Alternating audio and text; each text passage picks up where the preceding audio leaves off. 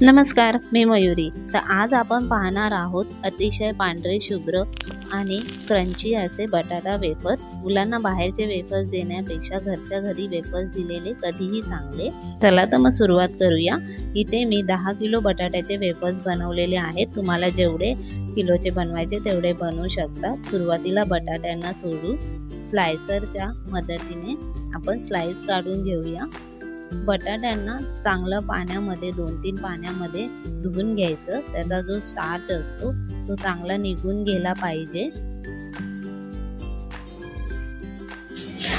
तुम्हाला पाहिजे त्या डिझाइन मध्ये तुम्ही बनवू शकता। आता हे जे सगळे वेफर्स आहेत ते आपल्याला रात्रभर तुरटीच्या पाण्यामध्ये भिजत ठेवायचे आहे, जेणेकरून आपले जे वेफर्स आहेत ते पांढरे शुभ्र बनतील। दुसऱ्या दिवशी पाण्याला थोडं उकळवून घ्यायचं आणि आपण जे वेफर्स बनवलेले आहे ते यामध्ये टाकून द्यायचे। एक उकळी येईपर्यंत आपल्याला हे ठेवायचे आहेत। रात्रभर तुरटीच्या पाण्यात टाकल्यामुळे वेफर्स काळे पडत नाही। तुम्ही बघू शकता पाण्याला उकळी आलेली आहे। आता आपल्याला हे वाळत घालायचे आहे। उन्हामध्ये आपण हे वाळत घालणार आहोत। बघू शकता मी वाळत घातलेले आहे।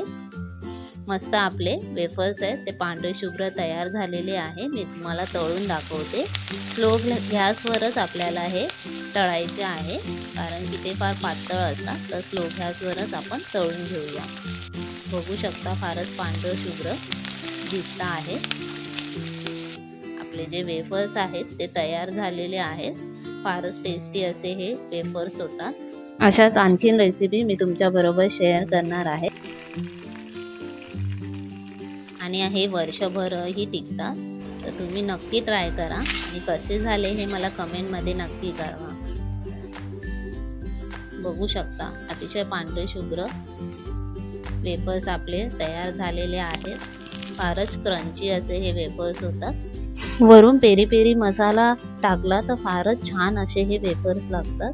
बघू शकता फार सुंदर आपले वेफर्स दिसत आहेत। अशाच वाळवणच्या रेसिपी मी घेऊन येणार आहे।